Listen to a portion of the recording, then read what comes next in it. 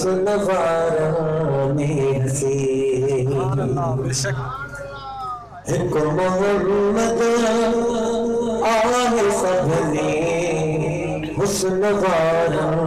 में हसी वमा अरसलनाका इल्ला रहमतल लिल आलमीन वमा अरसलनाका इल्ला रहमतल लिल आलमीन एक मोहम्मद आए सबने हुस्नवारा में हसी कुल हिस्सा प्यारे हुस्न जा था लेकिन चालिय हुआ एक मिलियो यूसुफ के बाकी ब्यावणे तालिय हुआ से मोहम्मद के मिला सब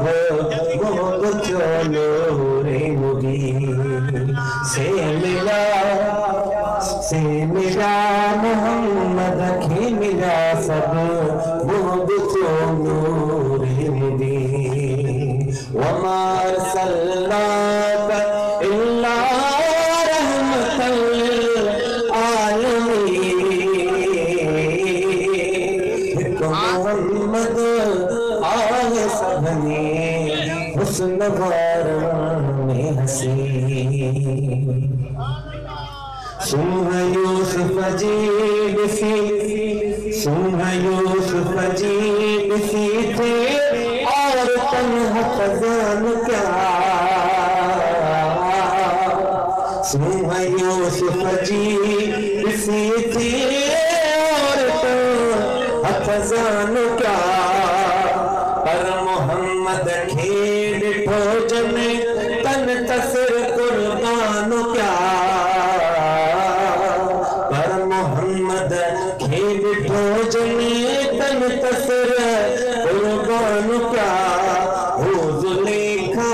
जो तेरी पर ही सगण हर दिल नशी वमा अरसलनाका इल्ला रहमतल लिल आलमीन एक मोहम्मद आए सबने हुस्नवारा में हसी रात जो के तब मुथल सीबे साहिर थी पवे चांदनी में जे अचे चंद्र तब शर्मिंदो थी पवे अहड़ चेहरे पाक वारो आम जो अरबी मुबीन अहड़ चेहरे पाक वारो आम जो अरबी अमीन तो मोहम्मद आए सबने हुस्नवारा में हसी नूर सा भरपूर तह दिलदार जी तस्वीर हुई छाचार तुरो खुदा जे प्यार जी तस्वीर हुई जह डिठो कहे यार ते कल मो पड़े दो यकीन जह डिठो कहे यार ते कल मो पड़े दो यकीन ए महेशन ईद थी वही जो मिलो आली जना ए महेशन ईद थी वही जो मिलो आली जना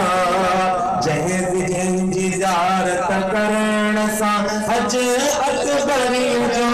थे सवा आगु नाम नबी साजो दिलबाई मान दे